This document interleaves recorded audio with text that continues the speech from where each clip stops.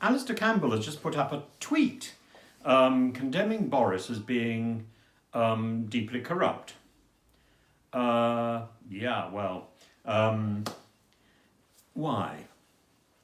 It's all about a man called Malcolm Offord, who gave 147,520 odd pounds to the Conservative Party and has been whipped into the House of Lords. He's become a Lord and immediately a junior minister in the Scottish department, and all this after failing to win a seat in the Scottish elections as an MSP. The Scottish parliamentary people have talked about rampant cronyism engulfing Westminster. Well, they're quite right, of course. And in turn, the Conservative ministers have been wheeled out to say that Malcolm Offord will bring a wealth of business experience. Now, he joins a number of other people who have been slid into the House of Lords. Nicky Morgan, you remember her, she was one of the culture ministers, not very effective, but there we are. Zach Goldsmith. I remember Zach when he was a boy. He doesn't seem to have grown up much, but there we are. He at one point wanted to be the mayor of London. He couldn't have done any worse than the current one. Boris's brother, who's also in the House of Lords now. That's nice. A little bit of filial affection. And David Frost, not the former presenter, but the Brexit negotiator. He's there as well. And Peter Cruddas, who sounds like a sort of swear word, really, but he donated some money anyway. 3 days before he became a peer, he donated money to the Conservative Party. So you donate money, you become a peer. I know, incidentally, of many people in many different parties who've donated money. In fact, the amount of money involved, the amount of money at the moment that we're talking about, these little donations are small.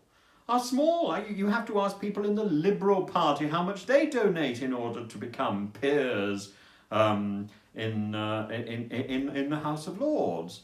But the point about Alistair Campbell's comments about Boris's corruption is that it's a bit of the pot calling the kettle black. Because we think of Digby Jones, that oaf the other day, who started pontificating about the way people should be speaking when he can barely string a sentence together himself. Digby Jones, who became Baron Jones of Birmingham. He had exactly the same background as Malcolm Offord. It's just that his political tendencies moved in the Labour direction rather than the Conservative direction. They pushed him into the House of Lords to take care of business matters and to immediately go into the cabinet to have a junior place about business. This man has revealed recently that he is pompous beyond belief, that he is not a gentleman. Whatever the colour of his robes or the length of his ermine pelt. So I don't think Alistair Campbell has a leg to stand on, unfortunately, and I have a great deal of admiration for Alistair Campbell. But really, we have to stop this sort of hypocritical ranting. We have to just face up to the fact that actually the bottom line is we really do want the best people in the House of Lords. I would much prefer that was done without them making political donations. I would much prefer if that was done without the hint of corruption. But we do want the best people to do the job. And that's on all sides of the House. The House of Lords should be a gathering of the best that we have to offer, not the richest, not the people with their foot in the door of number 10, but the best that we have, so they can have time to scrutinise the sort of laws which are coming out of the House of Commons, and there's going to be more and more of them as we move further into this post-Brexit environment.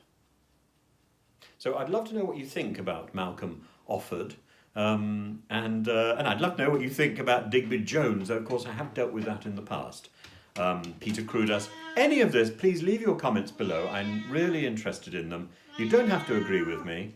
I do, of course, like it very much when you do. Please follow my account. Please ring the bell. I look forward to the bell ringing.